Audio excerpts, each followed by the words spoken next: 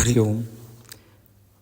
सम्मोहन विद्या और ध्यान, ये दोनों विपरीत चीज़ें हैं। दोनों में क्रिया एक जैसी हो सकती है। जैसे सम्मोहन ध्यान के जरिए किया जाता है और सम्मोहन में संकेत दिए जाते हैं। पहले तो ये समझ लेना है कि सम्मोहन होता क्या है।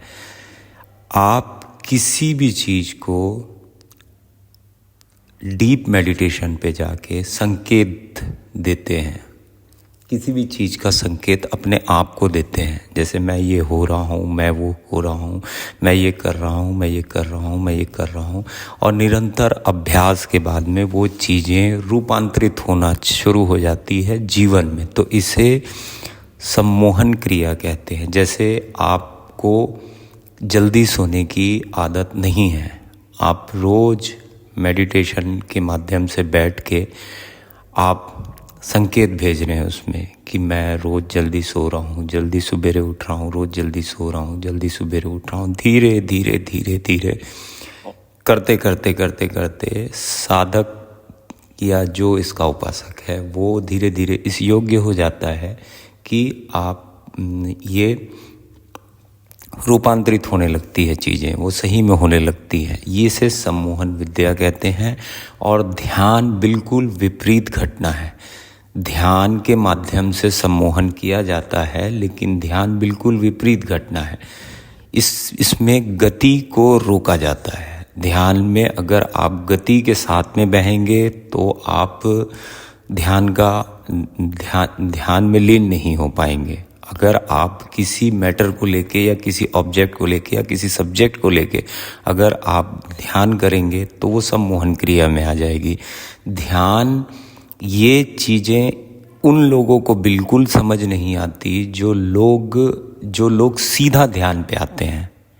अगर आप सीधा ध्यान पे आएंगे तो ये चीज़ें में आपको तालमेल या ये जो दो चीज़ें इनमें आपको विपरीतता दिखाई नहीं देगी कि क्यों विपरीत हैं ये, क्यों अलग अलग हैं ये बिल्कुल दिखाई नहीं देगा।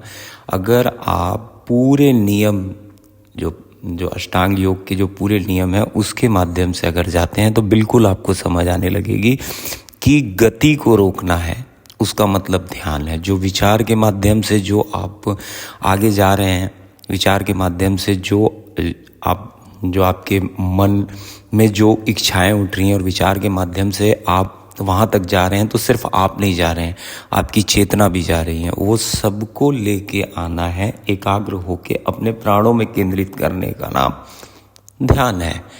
अगर आप किसी सब्जेक्ट को लेके, अगर आप कोई बात को लेके अगर आप उसे पूरा करने के लिए जाते हैं और पूरी होती भी है चीज़ें, तो उसको सम्मोहन कहते हैं। गति को रोकना, चाहे वो विचारों की हो, चाहे वो कामनाओं की हो, चाहे वो कोई भी हो, गति को रोक कर अपने प्राणों में लीन होना या अपने प्राणों में स्थिर हो जाना, इसका नाम ध्यान है। और ये चीज़ें धीरे धीरे धीरे धीरे आपकी सब क्रिया, जितनी आपकी लाइफ की, आपकी दिनचर्या की, आपके सोच की, आपकी जितनी ज़रूरत की चीज़ें, जितनी भी चीज़ें हैं, ये सब के अंदर ये चीज़ें घटित करते करते करते करते ध्यान के योग्य हो गए।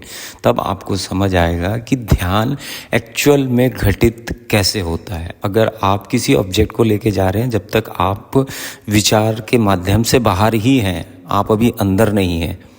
अगर अंदर आएंगे, अगर अंदर उतरेंगे तभी ध्यान घटित होगा। और प्राण है, मैंने अपने वीडियो में बताया है, प्राण है, प्राण पे स्थिरता बनाना, प्राणों पे स्थिरता बनाना है, ना कि विचारों पे।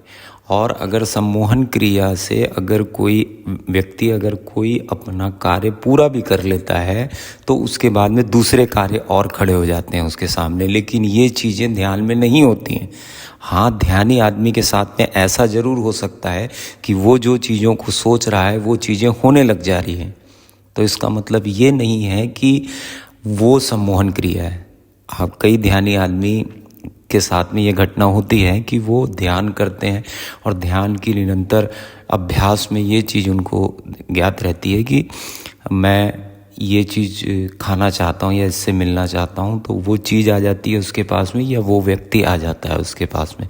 लेकिन ये सम्मोहन क्रिया नहीं है। सम्मोहन क्रिया प्रॉपर घटना में ये होता है कि आप एक ऑब्जेक्ट के बारे में पूरी स्टडी करके और उसके बाद में संकेत आंख बंद करके अपने आप को देने। तो आप वो डीप मेडिटेशन पे जाने के बाद में आप उसको देंगे, अपने आप को देंगे। और जितनी भ्रम ये बताते हैं, आज बहुत सारे लोग बताते हैं कि सम्मोहन क्रिया से आप ये कर सकते हो, वो कर सकते हो। कुछ नहीं होता। पहले आप अपने आप को, अपनी चीज़ों को अपने लिए करेंगे आप सम्मोहन, तब वो बात की बात है कि आप किसी को इम्प्रेस कर पाएँ। वैसे तो मुझे तो नहीं लगता है कि किसी और को आप इफ़ेक्ट डाल पाएंगे ऐसा। ध्यान और सम्मोहन दोनों विपरीत घटना है और ये बहुत बड़ा मैटर है। सम्मोहन का जो मैटर है ये बहुत बड़ा है। मैं बहुत शॉर्ट में से समझाने की कोशिश करता हूँ अपनी लैंग्वेज में, और मैं इसको एक लाइन पे लिख के नहीं बोलता हूँ। कई लोग मुझे कहते हैं कि आप लिख लीजिए फिर आप बोलिए। मैं अपने एक्सपीरियंस को आपको बताता हूँ, ना कि मैं किसी को इम्प्रेस करने के लिए आपको ये सब चीज़ें बता रहा हूँ। जो चीज़ें मैंने अपने एक्सपीरियंस से या अपनी निरंतर अभ्यास से जानी है, मैं उन चीज़ों के बारे में बात करता हूँ और उन चीज़ों को समझाता हूँ। आगे मैं और इसमें बताऊँगा कि इसके सुखद परिणाम और दुखद परिणाम दोनों के बारे में बताऊँगा सम्मोहन क्रिया के। हरिओम। मैं योगाचार्य शिवाय, doctor in naturopathy and yoga science. Her her Mahadev.